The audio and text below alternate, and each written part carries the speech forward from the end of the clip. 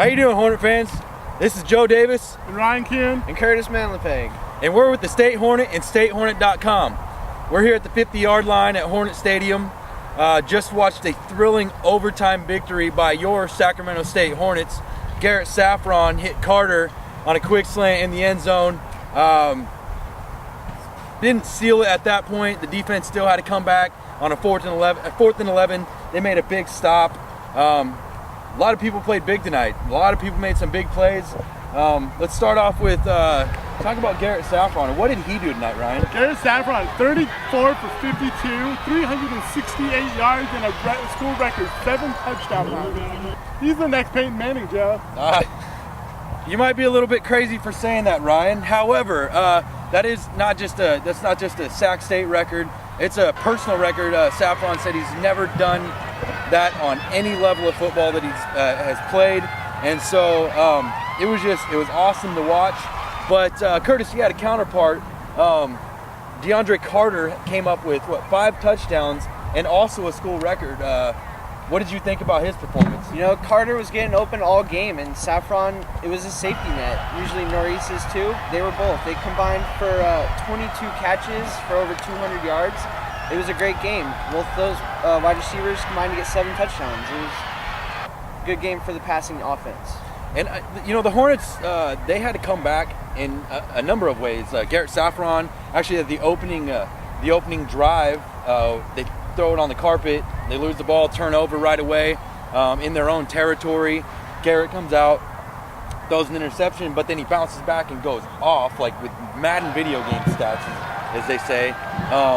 What do you think this does for Sac State? They obviously had to win this. What do you think it's going to do for Sac State going forward, Ryan? Joe, Sac State is exactly where they need to be. You know, the 2 losses against FBS schools, and they got the NAIA win.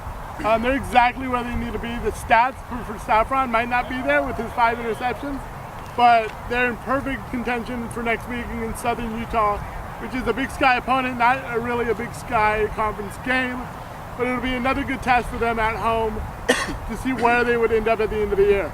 I think that lost in the shuffle of this whole thing is Ezekiel Graham, 177 rushing yards, 256 all-purpose yards. He did have 1 touchdown, could have had 2 actually. One was there was a holding on the play, so they had to call that back and reran it. And Garrett threw a touchdown to nobody else or none other than DeAndre Carter. So Ezekiel Graham looked really powerful tonight. You called him shifty, was it? Talk about the entire package. If you have Graham on the ground doing what he has to do, you have Saffron and the wideouts doing what they have to do. You want to chime in on the total package of what you first time you got to see this? I will. In the beginning of the game, I called him my player to watch, and he didn't disappoint. At halftime, he had 137 rushing yards. He finished with 177 with a long of 53 and 1 touchdown. He was just killing it all over the field. Even with a punt return that was taken back by a penalty, he had like a 56-yard return on that, and it was pretty impressive. And he is shifty, and he's a good player. And this team runs through him. Yeah, the defense, there's obviously some stuff to work on.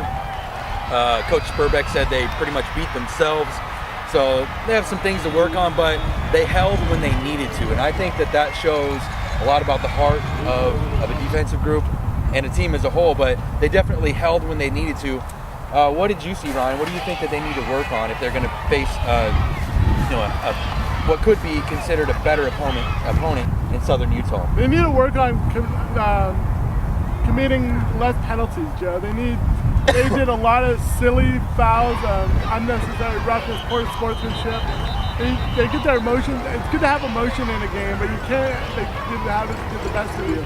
And especially the leaders on this defense need to step up and lead the younger group to a victory and just show them the way to play Hornet football. Definitely. Totally agree with you. Tonight's game was, like I said, it was a thriller. Good game for the fans, good game for everybody.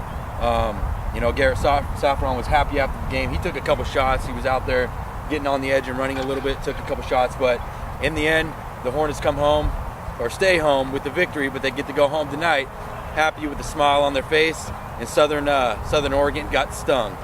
So For the State Hornet and StateHornet.com, this is Joe Davis. This is Ryan Kuhn. And I'm Curtis Manlapig. Thanks for joining us, and we'll see you next game.